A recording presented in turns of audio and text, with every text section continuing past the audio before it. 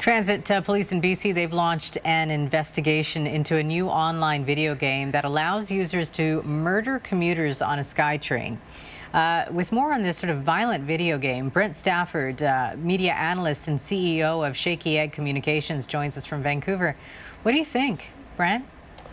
Well, the game's deplorable, that's for certain.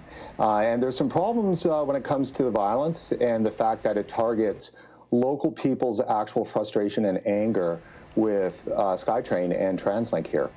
Why make that reality part of the game? Why do that? Wouldn't that incite more violence, potentially? Well, that's the issue and the concern. Of course, realism is the most fundamental aspect of all games. Unlike Grand Theft Auto, for instance, when you normally think of violent video games, you think of very highly realistic, very immersive gaming experiences in which the gamer goes in for hundreds, maybe thousands of hours and kills thousands of people. And that realism obviously is a problem in its immersiveness. This game is a very simple game. It was very simply made. It's not very creative. It was designed to do one thing and one thing only, and that was really to incite and to disturb. And that's what it's doing. So if you're a gamer and you're playing it, I wouldn't necessarily think that the realism is there in its graphics. The realism that's dangerous is because it's tapping into a local frustration and anger that could be a problem. Who's it catering to? What age group? You know, it's not a game made for kids in terms of, it's not a game actually being made for entertainment. It's really a political message that the gamer is trying to make. At the end of the game, he calls out, he puts a props out to the working man, and I certainly don't believe that it's a very good example of supporting the labor movement and workers in British Columbia. And in fact, actually, I think the head of the construction union here in British Columbia has actually come out and put out a statement, and so has TransLink too as well, that they're looking into this.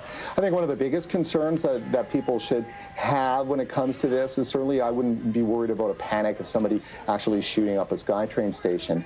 However, there's a sense and tone of this game maker that is one of an anarchist.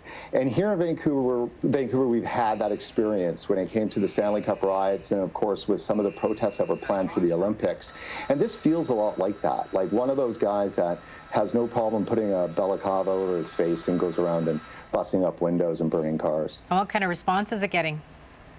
Well, it's been leading the news in Vancouver here all day, starting actually with last night. So whether it's a slow news day because of the summer, or it's something that some people are just really interested in. I mean, it hits all the bells. You know, it's violence, it's video games, and then of course it's SkyTrain. And riders here have been a little bit upset with SkyTrain over the last couple of months. And also, what authorities are investigating it as well, right?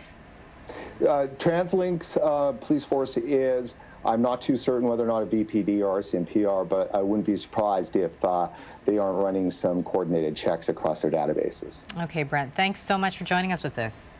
Thank you.